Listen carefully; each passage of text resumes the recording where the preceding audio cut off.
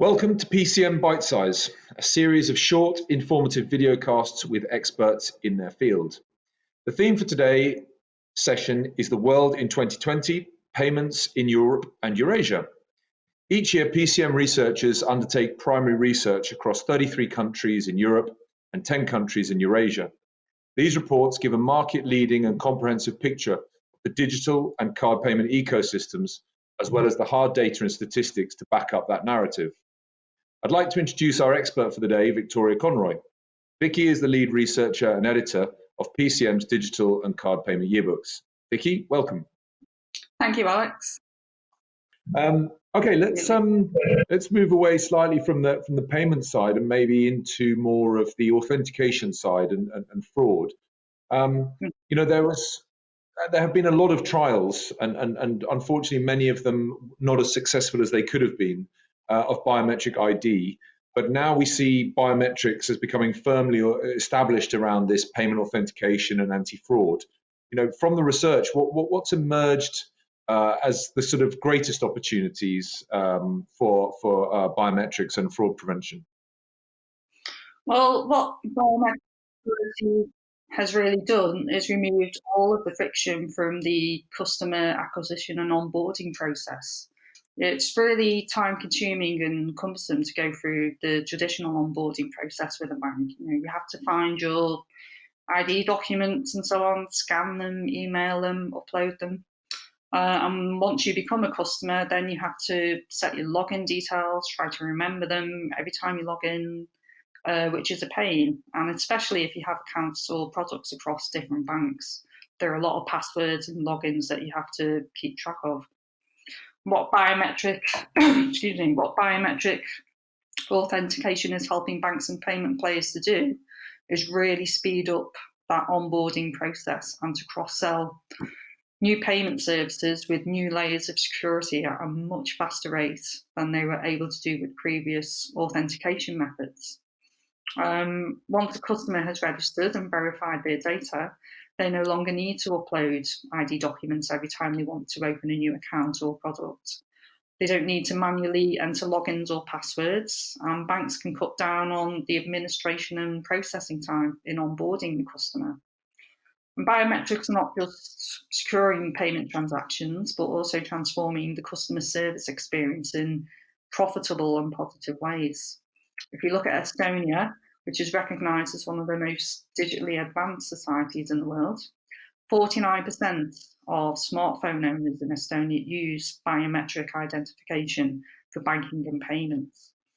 And the take-up of biometrics has undoubtedly been driven by government-mandated electronic ID initiatives like the Smart ID app. This app allows access to electronic services, including government and banking services, and it eliminates the need to store passwords and codes.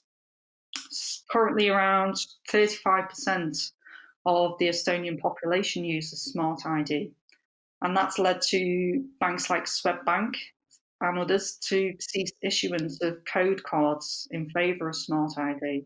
So we can already see the positive impact that these new frictionless biometric methods are enabling banks to achieve. If you look at Russia, the Unified Biometric System platform, which was developed at the request of the Bank of Russia, the central bank there, combines voice and facial recognition based on photographic images, and it provides a precise identification of a person. Customers can then open accounts, apply for loans, move funds, and conduct other financial transactions remotely from smartphone, tablet, or desktop computer, after biometric authentication using the device's cameras and microphones. Sberbank of Russia, their ID platform supports voice, face, and retina biometrics. And in 2019, Sberbank ID became a single authentication system for secure sign-in to online services offered by Sberbank, giving customers access to over 40 services using that method. Currently, around 6 million clients use Sberbank ID. If you turn to Ukraine, the biometric mobile payment solution FacePay24 is in use there, allowing card holders to take selfies and attach their bank card image to make payments via a mobile phone app. This solution integrates technologies from Visa, Amazon Web Services, and the updated Private Bank mobile app Private 24. Using the app, the card holder takes 3 selfies and attaches their Visa bank card image to make payments. Elsewhere in Europe, contactless biometric facial recognition payments have been launched in Romania, enabling any customer to complete a transaction without using a phone card or cash. Customers can sign up for the service regardless of the mobile phone model they use or what bank issued their payment card. And they can download the Pay by Face consumer app from Google Play or the Apple App Stores. And what the 2020 yearbooks show is that with examples such as these, over the last year in particular, biometric payment technologies are creating new opportunities for banks and payment service providers to acquire customers, identify new fraud methods, and help payment players and their merchant partners to deepen customer loyalty. Overall, they're helping to deliver true frictionless payments and customer experiences.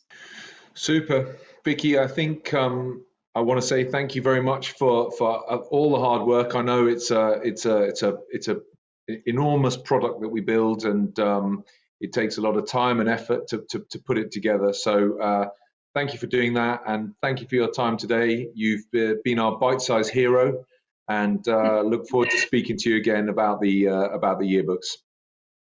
My pleasure. Thank you very much, Alex.